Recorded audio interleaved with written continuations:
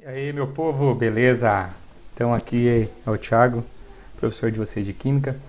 Então, hoje eu quero falar para vocês sobre tabela periódica, né? Sem travar, porque não estava dando certo aquele negócio, travando o tempo todo, cara. Como é que você vai entender um negócio que trava o tempo todo? Então, aqui não vai travar, não. Aqui vamos jogar direto aqui.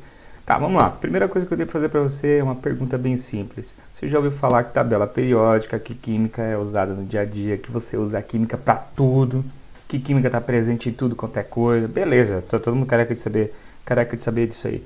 Mas, nesse ponto de vista, você sabe exatamente como que a química age no nosso dia a dia? Você sabe como que a química age no nosso alimento, como que a química age no nosso organismo? Você já se perguntou como que esses loucos, esses químicos doidos da antiguidade, chegaram a essas conclusões para determinadas contas? Como que ele. Tem gente até que fala brincando, como que esses caras vieram ferrar a minha vida, né, professor? Mas enfim, a gente tem que saber que é o seguinte: a tabela periódica, tá, que a gente tem aqui, ela praticamente ela foi evoluindo com o decorrer do tempo, como toda a humanidade. A primeira questão que nós temos que pensar é: a tabela periódica inicial começou pelos filósofos. E aí eu lembro de uma história dos primeiros filósofos. 2,600 years? Give or take. As I was saying, it's a warm summer evening in ancient Greece. Yes, Penny. I have to go to the bathroom. Can't you hold it? Not for 2,600 years. Engraçado. Mas, seguindo isso, depois disso, nós temos uma questão, depois que os filósofos aprenderam tudo isso, eles começaram a descobrir que esses 4 elementos químicos, ar, água, fogo e terra, daí eu lembro de Avatar. Como ele consegue fazer isso? Não quero machucar. Esses elementos dominavam o mundo. Como esses elementos dominavam todo o mundo, ele era a criação de tudo, essência de tudo.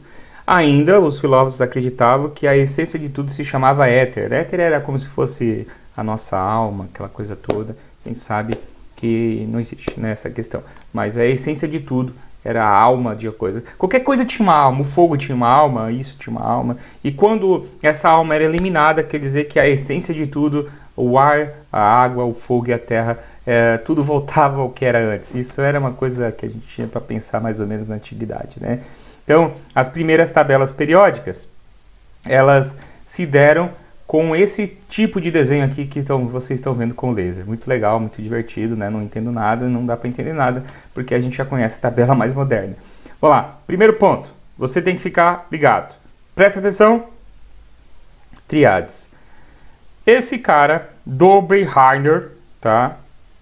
Dobereiner é o primeiro cara que inventou a tal da tríades. Não, sério? Olha. Tríades, tá? Nada mais é que elementos químicos juntos de 3 em 3 com características parecidas. Ponto. Depois disso, nós temos o outro cara chamado Lavoisier. O que fez Lavoisier? Lavoisier está aqui, ó, o primeiro a classificar os elementos em grupo e é considerado o criador da química moderna. Sempre fala em Lavoisier, né? Lavoisier é o cara, tá? Cara da química moderna. Um passo entre a química antiga e a química atual, tá? Ele criou um livro chamado Tratado Elementar da Química. Então ele organizou esse trabalho de substâncias que tinham um comportamento químico semelhante, beleza? Daí depois disso nós temos o Henry Ivanovich Hess. Ele, a exemplo de Lavoisier, ele usou os grupos, mas ele organizou os elementos não metais também aqui com propriedades químicas semelhantes. Então lá, quando eu falo em elementos químicos semelhantes, eu estou falando em grupos parecidos da tabela periódica, que a gente vai ver as características daqui a pouco, o que é cada um, beleza? Partiu disso, então, o Hess, né, ele já tinha falado algumas declarações, tipo assim, a química ainda vai mudar, não é isso não é o final, vai tudo ficar melhor, aquela coisa errada toda, né? Não, sério? Mas entrou um cara depois na história chamado Alexander, né, Chamcortot, tá? Bonitinho, Chamcortot. Bonitinho, né? Legal. Olha só, Chekurto, né? Na verdade, nós temos aqui o tal do... Olha só, Chekurto, né? Na verdade, nós temos aqui o tal do parafuso telúrico de Cortot. Então, o que nós temos aqui? Nós temos uma esfera aqui de parafuso, onde que o parafuso, ele gira, né? Óbvio. Então, essas cargas energéticas eram entrelaçadas entre elas, e aí ele colocou 16 elementos em ordem crescente de massa. Massa atômica lá, massa atômica do hidrogênio é 1, massa atômica do hélio é 2, e aí começou a botar um do ladinho do outro. Só isso, beleza? Depois entrou outro cara aqui chamado o Newland, tá? O Newland, ele compôs uma música da química, né? Na verdade, ele falou sobre a lei das oitavas, que não tinha nada a ver com música, mas tinha a ver com essa questão do dó, ré, mi, fá, sol, lá, si, assim, as notas musicais. Ou seja, os grupos eram as notas musicais e os grupos, né, entravam aqui na vertical, que hoje a gente conhece como período, beleza? Então, H, lítio, berílio, boro, carbono, nitrogênio. Ele organizou grupos, propriedades semelhantes, juntou tudo e ficou um bem bolado, bem legal. Tranquilo? Aí, depois disso, eu, particularmente, né, pensando, foi uma evolução legal que a gente teve na química, tá? Depois disso, o Mayer juntou tudo, organizou tudo e começou a formular aí na química alguns elementos químicos, tipo H2O, fórmulas moleculares, aquela coisa errada toda, que a gente já viu esses conteúdos também, né? Passando essa história aí, nós começamos então a juntar as preocupações de Mayer com Newland, e juntando as duas tabelas, entra o cara, Dmitry Ivanovich Mendeleev. Ele é o cara. Por quê? Ele pegou, viu que essas massas poderiam ser organizadas precisamente de acordo com suas propriedades, e assim ele poderia criar uma tabela que seria mais parecida com a atual. Ele começou a organizar tudo, como nós vimos na foto, e aí ele teve um sonho muito doido, e depois de sonhar muito doido, ele pegou e desenhou isso aqui, os períodos e os grupos. Hoje, nós temos a nossa tabela periódica composta por famílias e grupos. Esse grupo que eu estou circulando aqui é o grupo S. Todos os elementos que estão aqui, S1. Todos os elementos que estão aqui, S2. Esse grupo aqui é o grupo P. Então, P1, P2, P3, P4, P5, P6. Quando a gente faz distribuição de Linus-Pauling, é essa quantidade de elétrons e o subnível que aparece. Aqui nós temos o D1, D2, D3, D4, D5, D6, D7, D8, D9, D10. E aqui do F1 ao F14.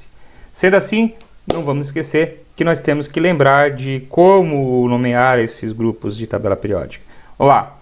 Esses dois grupos aqui tem um nome especial, metais alcalinos e alcalinos terrosos, certo? Ó, metais, tudo que é daqui para cá é metal, ou seja, a maioria da tabela periódica é metal, beleza? Então, se eu pegar aqui, ó, esses metais aqui, eu posso classificar assim, ó, metais alcalinos. Alcalinos, uma palavra só, é o primeiro grupo 1, família 1. Alcalinos terrosos, duas palavrinhas, então alcalinos terrosos, família 2, decorei. Esses do meio são metais de transição, e esses daqui, que são como se estivesse aqui, né? Ou seja, são uma extensão desses dois, são metais de transição interno. O azulzinho, de cor sorteado, família 18, gases nobres. Lembra da coroa do rei aqui? Tá, beleza. Aqui na família 17, você vai desenhar um iPhone aqui, porque você vai lembrar que o iPhone, quando você atende o telefone, você fala alô. E aí, se você fala alô, você está lembrando de um telefone. Então, a gente vai lembrar do halogênio. E por que tem a ver telefone, professor, iPhone? Porque na família 17 tem o I de iPhone, ou seja, de fone, né? Que a gente fala que se escreve com I. Beleza? A família do lado, nós vamos lembrar de um calcanhar. Um calcanhar. Lembra do calcanhar, as pontinhas, setinha, pontadinha para lá? Calcanhar, calcanhar, calcogênio. Beleza? A família do calcogênio. Aqui é a família do nitrogênio, do carbono e do boro. Se você aprendeu isso tudo agora, beleza. Presta bem atenção. Faça lá um rascunhozinho no teu caderno para que a gente consiga, então, lembrar disso aqui tudo depois. Ah, agora eu entendi! Agora eu saquei! Agora todas as peças se encaixaram!